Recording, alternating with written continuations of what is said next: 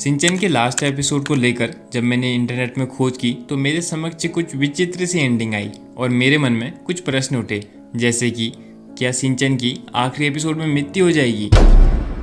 ना सिर्फ सिंचन बल्कि क्या उसकी बहन हिमावारी भी सड़क दुर्घटना के बाद नहीं रहेगी?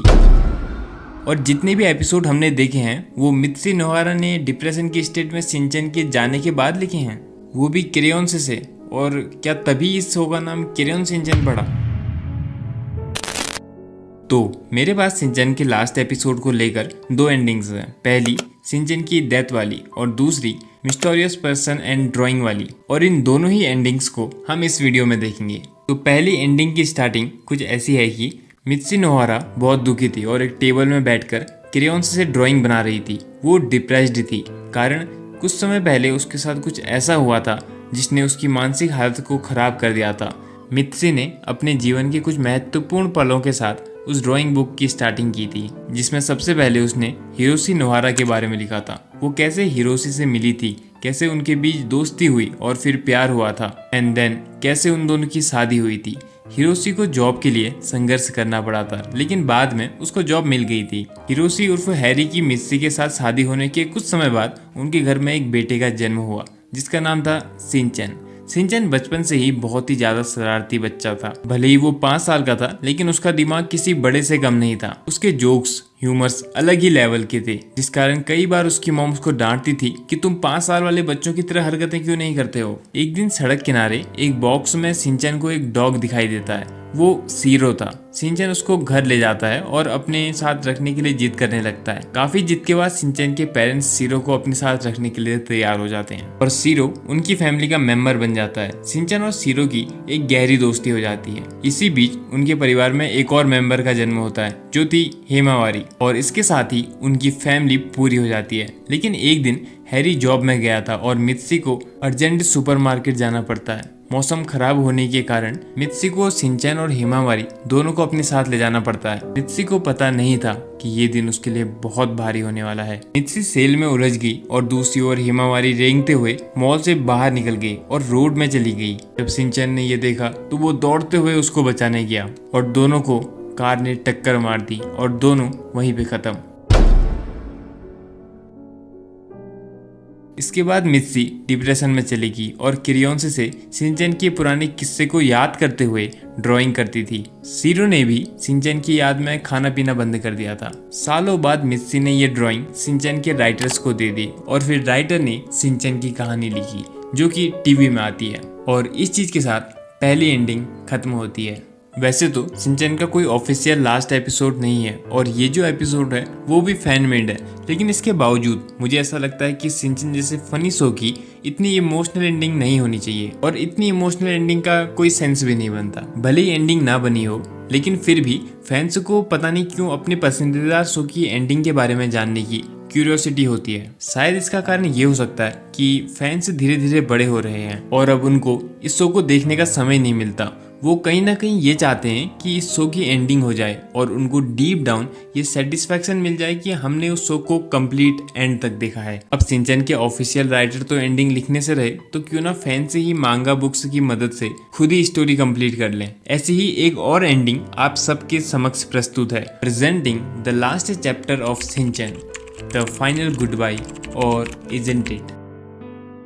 एपिसोड की शुरुआत होती है हर रोज की तरह ही नोहारा फैमिली की अफरा तफरी से। मित्सी सिंचन को जगाने की कोशिश कर रही थी। हैरी अपनी खोई हुई टाई ढूंढ रहा था। हिमावारी अपनी खिलौने जमा रही थी। सिंचन लुढ़कते हुए अपने बिस्तर से बाहर निकलता है और बोलता है, मॉम मैं जाग गया हूँ लेकिन मेरे पैर अभी भी सो रहे हैं। नाश्ता हमेशा की तरह गड़बड़ था। सिंचन ने अपने ब्रेड को जूस में डुबाकर खाने की कोशिश की और फिर शिकायत की कि वो डूब गया, लेकिन अपनी मॉम से सर पे एक मुक्का खाने के बाद सिंचन गुड बाय मॉम कह के स्कूल चले गया। एक अनजान व्यक्ति सिंचन को दूर से देख रहा था। सर पे टोपी, लंबा जैकेट पहने वो पूरी तरह ढका हुआ था। स्कूल से आने के बाद सिंचन डेस्क पर एक लेटर देखता है। उस लेटर में कोई नाम पता नहीं था, लेकिन वो एक्शन मार्क्स वाले स्टिकर से कवर था जो क्लियरली दर्शा रहा था कि सिंचन के लिए ये लेटर किसी ने रखा है जो उसे अच्छे से जानता है। सिंचन लेटर ओपन करता है। उसमें लिखा था, उस पहाड़ी पे आ जाओ जहाँ से सनसेट दिखता है, मुझे तुम्हें कुछ इम्पोर्टेंट बात बतानी है। सिंचन सर खुजलाते हुए बोलता है,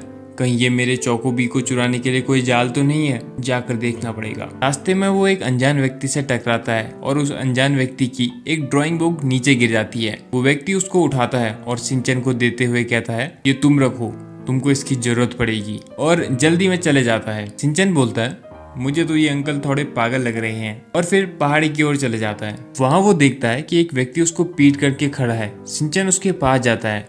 वो देखता है कि वो उसके डैड यानी हिरोशी हैं। हिरोशी अपना गला साफ करते हुए कहते हैं, सुनो सिंचन बेटा, मुझे तुमसे कुछ बात करनी है। हमें जॉब की वजह से सिटी छोड़ के जाना पड़ रहा है। तुम अपने दोस्त से शायद अब नहीं मिल पाओगे। सिंचन बोलता है, ये आप क्या बोल रहे हैं डैड, मैं वहाँ किसके साथ खेलूंगा, मुझे वहां नहीं जाना। मैं कुछ नहीं कर सकता सिंचन, उसके डैड रिप्लाई करते हैं। नेक्स्ट डे सिंचन स्कूल जाता है और अपने सभी दोस्तों को मस्ती मजाक करते हुए इस बात को बताता है। सिंचन अंदर से दुखी था, लेकिन वो बाहर से दिखा रहा था कि जैसे उसको कुछ फर्क ही नहीं पड़ता। सिंचन के सब दोस्त उदास हो जाते हैं। मसाओ तो रोने लगता है, लेकिन सिंचन मजाकिया मूड में बोलता है, कोई बात नहीं मसाओ, तुम मुझसे वहां मिलने आ जाना। इसके बाद शाम को सिंचन और उसकी फैमिली सबसे मिलने के बाद गाड़ी में बैठ के रेलवे स्टेशन जाती है और वहां से फिर ट्रेन में बैठ के चले जाते हैं। काफी साल बीत जाते हैं और एक दिन सिंचन के पुराने स्कूल में एक पार्सल आता है। जब उस पार्सल को खोलते हैं तो उसके अंदर एक मांगा थी, जिसमें सिंचन और उसके सारे दोस्तों की बचपन की कहानियां, एडवेंचर, शरारतें लिखी हुई थी। वे लोग उस मांगा के बारे में पता करते हैं तो उनको पता चलता है कि ये मांगा तो सिंचन ने लिखी हुई है। सिंचन अपने ह्यूमर्स की वजह से बहुत पॉपुलर हो चुका था। वो मांगा राइटर बन चुका था और अपनी बुक्स में लिखी किस्से कहानियों से सबको हंसाता था। लेकिन सिंचन तो बच्चा था, उसको बचपन का इतना सब याद कैसे रहा। तो हुआ क्या था कि जो ड्राइंग बुक अनजान व्यक्ति ने सिंचन को दी थी, वो सिंचन ने तो यूज नहीं की, लेकिन उसमें सिंचन की मॉम ने खाली समय में अपने दिन को और सिंचन की सारी हरकतों को लिखा था। और सालों बाद जब सिंचन 15-20 साल का हो गया था, तब उसको एक दिन ये बुक मिलती है। उसको याद आया कि ये तो उस अनजान व्यक्ति ने मुझे दी थी। सिंचन ने उसको खोला तो उसमें मित्सी ने बहुत सारे बचपन के मोमेंट्स लिखे थे, जिनको पढ़ के सिंचन को बहुत अच्छा लगा। तब उसने उस बुक की हेल्प से और अपनी याददाश्त की मदद से अपने बचपन के ऊपर एक मांगा लिखी। लेकिन यहाँ पे एक रहस्य छूट जाता है। वो अनजान व्यक्ति कौन था? क्या वो फ्यूचर से आया हुआ सिंचन तो नहीं था जो पास्ट में जाकर वो ड्राइंग बुक दे गया? लेकिन सिंचन में तो टाइम मशीन वाला कॉन्सेप्ट ही नहीं है, तो कहीं बुक देना सिर्फ एक कोइंसिडेंट तो नहीं था? इसका जवाब मुझे फिलहाल तो नहीं पता। अगर आपको पता है तो आप लोग बता सकते हो। एनीवे, इस सवाल के साथ ये एपिसोड खत्म होता है। अब एक तरफ है इमोशनल एंडिंग और दूसरी तरफ है हैप्पी एंडिंग, जिसमें सिंचन अपने ह्यूमर्स का यूज करके मांगा राइटर बन जाता है। अब ये आप पे डिपेंड करता है कि आपको कौन सी एंडिंग पसंद आई। ऑफिशियल सिंचन की एंडिंग शायद ही हमें कभी देखने को मिलेगी। इसका एक कारण यह है कि जिन्होंने सिंचन को लिखा था, उनकी 2009 में एक पहाड़ी से पैर फिसलने की वजह से डेथ हो गई थी। तो जिसने इस शो को शुरू किया वो तो इसको खत्म नहीं कर पाएंगे, लेकिन उनके कारण करोड़ों बच्चों का बचपन बहुत ही खूबसूरत रहा, जो कि बहुत बड़ी बात है। सिंचन के रूप में उनको और उनके काम को हमेशा याद रखा जाएगा। अगर कभी सिंचन का ऑफिशियल लास्ट एपिसोड आए तो मैं उम्मीद करूंगा कि वो हैप्पी एंडिंग वाला हो। एनीवे, वो मिस्टीरियस पर्सन कौन हो सकता है गेस करना, और अब कौन से शो का लास्ट एपिसोड देखना चाहते हो वो भी कमेंट्स में बताना। जल्द मिलते हैं।